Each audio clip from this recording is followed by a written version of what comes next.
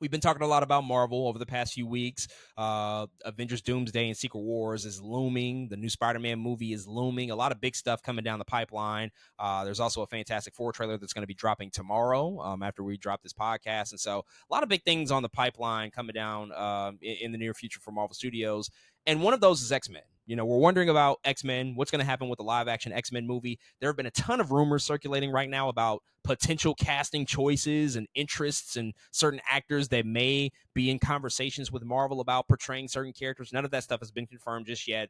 But one of the big rumors that have popped out over the past week has come from insider Daniel RPK on Twitter, who says that apparently, allegedly, the Russo brothers, the upcoming directors of Avengers Doomsday and Secret Wars, aren't going to be walking away from Marvel anytime soon. And in fact, they're going to stick around after the multiverse saga is over and after they conclude Avengers Doomsday and Secret Wars. And apparently they've already signed a deal to, quote, oversee additional projects for the next saga, including Marvel's Studios X-Men reboot. However, Daniel RPK, in his update, he did not confirm whether or not the Russo brothers are going to actually take on directing responsibilities for the project. He left it a little bit vague and just said that they are likely going to oversee the ushering in of this new movie and this new project. So this is a rumor, as I said. So the first couple of things we should just address is that this could or could not be true. We don't know, but we're just going to talk about it hypothetically and discourse it that way. And so with that said, one, do you believe that this is true? And if you do believe it's true, how do you feel about this if the Russos are in fact going to be the filmmakers that are going to be overseeing the X-Men in their introduction in the MCU? Let's see. Do I believe it to be true? I think I do believe it to be highly, highly likely. I really do. I think it makes sense for business. We talked about this in length when we were talking about Doomsday, when we were talking about Secret Wars, about the Russos. We talked a lot about that. And I think I can see a world where not Russos, of course, not only sign on for more time, but what does that mean? Oh, well, that means what they're good at is these ensemble films, bringing a lot of characters together. That means taking care and potentially ushering in the world of mutants in the X-Men. I think that's not that crazy. I think it makes sense if this was true. I do remember saying I think I did want a small shift. You know, I didn't want somebody else to kind of helm these movies and to, I think, get just a different look. I think the Russo brothers did so much in the Infinity Saga. And now, again, in my mind, I was like, okay, well, now let's do something else. Unfortunately, something else so far for Marvel has not been working. So if they were to go with the Russo brothers to make an X-Men film, business-wise, I think it makes a ton of sense. It wouldn't surprise me at all. And honestly, I wouldn't be too mad at it. They have, because of the Infinity Saga and all the Avengers movies they've touched, and in Civil War, Winter Soldier, all of those things, because of those films they touched, I think it would make a lot of sense for them to also be able to not only do what they need to do with mutants within their own confinement of X-Men and mutants, but now they would know how to treat the crossovers and get an X-Men over here and get an X-Men over there. How do we make this make sense? I think they'd be okay at doing those things as well. So I'm not against it. I'm not 1,000% for it, but I think it makes a ton of sense business wise, and it wouldn't surprise me at all if this is the case. Okay, so I do have a follow-up question, but before I do that, I'll just quickly say I'm going to take the opposing side and say that I don't believe that this is true. Okay, I don't have any reason to say that. There's nothing to support that idea. I just going off of a hunch, I don't believe it's true. My reasoning for that is I really do believe that they're going to go in a different direction in terms of like filmmakers behind X-Men. I think it makes sense for what they did with Avengers here, you know, after really surveying the field, going through all the changes that they went through with Kang Dynasty and the whole Jonathan Majors thing. I think that Kevin Feige and co, they made a game time decision and said, like, guys, we gotta fucking win here. We gotta hit a home run. So we need something assured here, and there's nothing more assured in the MCU than the Russo brothers. And so that makes a lot of sense to me. And I think that same argument could be applied to a future X-Men movie, because that is going to be important. There's a lot of speculation that after the multiverse saga ends, we'll likely enter the mutant saga. There potentially could be a complete reboot of the entire universe, and we just start off with mutants and rebuild the MCU that way. I think all of that stuff is plausible. But I think for that reason, I think they're going to really, really want somebody new. They're going to want a Hmm. different vision to usher in this world. I'm not saying it's going to be a filmmaker that's never worked with Marvel before, Right. but I do think it'll be different filmmakers or a different filmmaker besides the Russo brothers. And if they do stick around, if they do oversee it, I definitely don't think they would direct it. I think at most they'll probably be producers on the Hmm. film, but they definitely would probably find a different director to oversee the movie or whatever the plan is. But I don't believe this one quite yet. I Hmm. would really have to, I think, just receive official confirmation and like actually see them say like, yeah, they're going to stick around and oversee X-Men. But I just have a hunch that they're going to actually move in a different direction and try something new. But my I hope follow up so. is whether or not it's the Russos, because it Hmm. doesn't really matter. What do you see as the strategy for X-Men? I've been thinking about this with this rumor and just all of these different casting rumors that have been Hmm. sprinkling across social media. Like, what's the strategy with introducing the X-Men in the MCU? Do we introduce everybody in a team up film? I think what people probably would just naturally think would be the introduction for the X-Men. We get like a solid core team to bring into the MCU. Do we do separate spin-off movies and sort of like reverse engineer it like we did with the original Avengers lineup and give a solo movie to this character and a solo movie to this character? And that's not to say that other supporting characters couldn't be a part of those solo movies, but they would Right. probably focus on one character. Like, I'm just going to throw a name out there, but if we just introduce Storm first and foremost Hmm. before anybody and tie in the Hmm. stuff with Wakanda, and she can be like one of the leading faces of the new X-Men. I don't. What do you foresee as the potential strategy and how they bring these characters in? Because it can kind of go either way in terms of like where they approach the whole introduction of mutants into the MCU. It's so hard to say because I think they have so many ways and options and avenues and things that they want to do.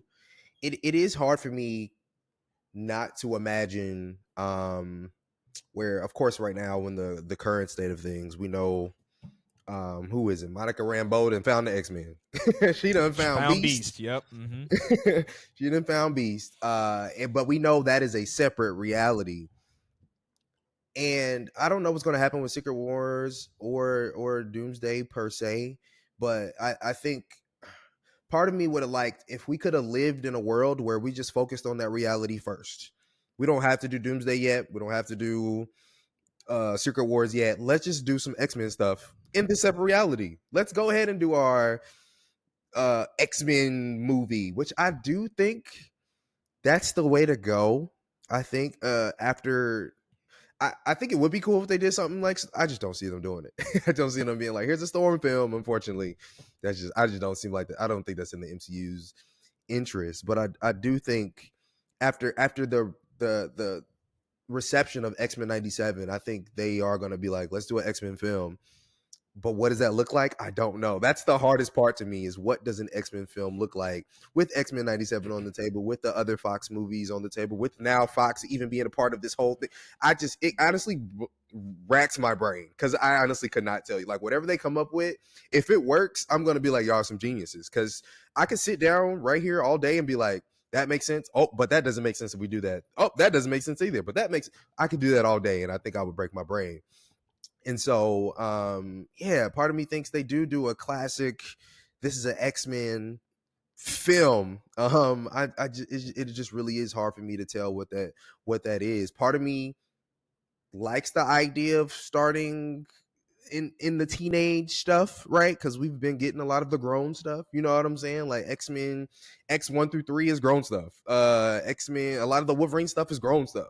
Part of me is like, okay, well, the high school stuff did not work for X-Men. Not That really. stuff was not good. It was not good at all.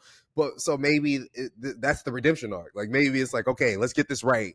Because you were mentioning a fan cast. I remember hearing Sadie Sink Mm-hmm. might be Gene. I was like, okay, cool. I don't hate that. But that means we're starting with high school stuff. You know Mm-hmm. what I'm saying? Like if we're doing Sadie, we're going high school. And so maybe that's it. Maybe we do start with classic X-Men, but it doesn't feel like X-Men the animated series. It feels more like X-Men Evolution to start off. You know what I mean? Like, and maybe that's Do we the do an play. evolution movie? Maybe that's more of the focus where we just kind of lead off with like an X-Men evolution style type of movie as opposed to like the more mature stuff that we've I, seen. I don't hate that because now you give, I think, longevity to what this thing is. You let your actors grow up. It's almost like Stranger Things in a way. By the end of Stranger Things, you're like, everybody old as hell. Now we can get into the nitty gritty, though. You know what I'm saying? That was like almost similar to Indian Tom Holland.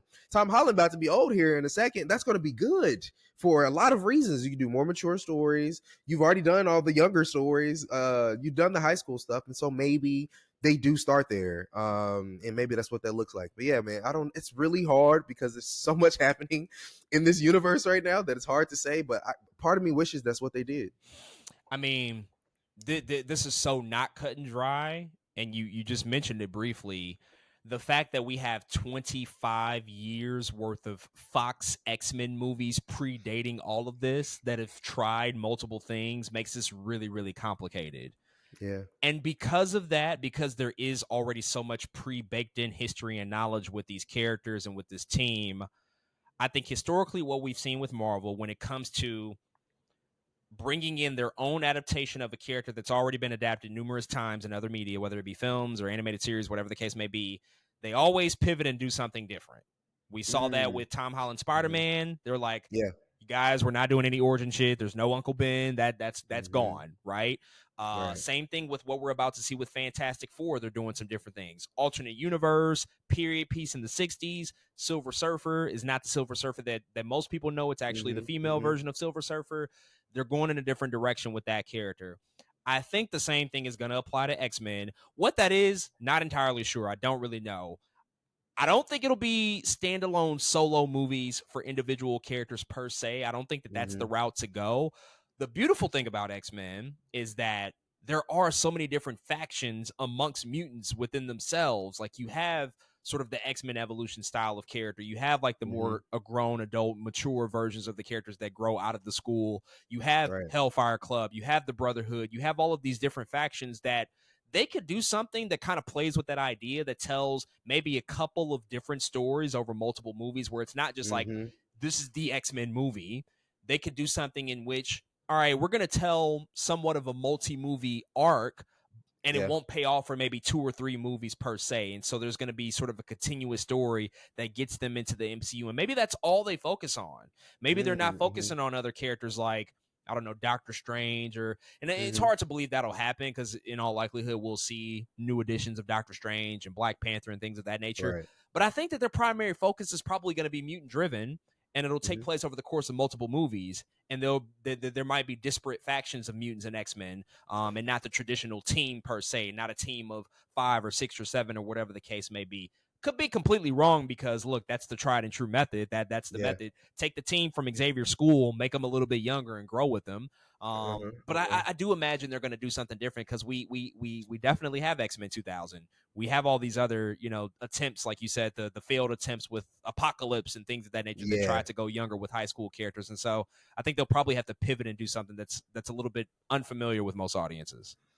And what I think I don't know why I didn't say this before. Just go current. Go current X-Men. Go Oh, freaking sure, Koa. yeah, Go yeah, yeah, yeah. Krakoa. Mm-hmm. Where have the X-Men been all this time? They got their own island. You know what I'm saying? They literally live over there. Like, and what's so good about that is we talk about the current political climate in the United States, the president that just got elected. What's so interesting about Krakoa is now that they have their own nation, America and other places looking at them like, what the hell's going on here? But now the Krakoans, the X-Men that live on that island, are trying to sell them medicine and all these other things. I think it could just be really interesting if they did something that drastic and Mm. something that different. Because all of the mutants pretty much that exist on Krakoa. Like they all, if you name a mutant, they probably on that island. So it's easy to follow the story of any of those people. I will say I would really like it if either like Jubilee, Kitty Pryde, or somebody like that was the anchor Mm. of one of those stories. Like give us something both different and that we know at the same time. And I think that's Kitty and Jubilee. Like you're like very unopposing, but like also very important characters to the X-Men story. And they're younger too, and I think that makes it easier as an audience member to have that window into this world if the POV is kind of following somewhat of a younger member, and you can have Yeah. all those other mutants that appear that are dealing with, the stuff on Krakoa and just like the political nature of it, and the fact that there are just like a vast amount of mutants that you could tackle and introduce Mhm. that way in a really efficient and effective way too. Yeah. That's a quick and Something like easy. Wakanda in a way. Something like Yeah, Wakanda. Like everyone was like, "Where Wakanda come from?" right, Middle of exactly. nowhere, and now it was integrated. Yeah, And we it's the could same take the thing. next few years to really sort of blow out that world and explore it further Exactly. with spin-off stuff, whatever the case may be. But there could Mhm. be like that POV, that window into like a few characters. So it'll be interesting nonetheless. I think it's like one of the biggest question marks that we have about the future of the MCU. Like, we're kind of, it's they acquired Fox in 2019. It's Time is 2025. ticking. So Time is it's ticking. like, guys, where's this movie? When are we going to get this? But we are seeing a lot of casting rumors pop up, so it Mhm. feels like that they're starting to kind of make motion on it very, very soon here. So it'll be interesting as we continue to get updates about it.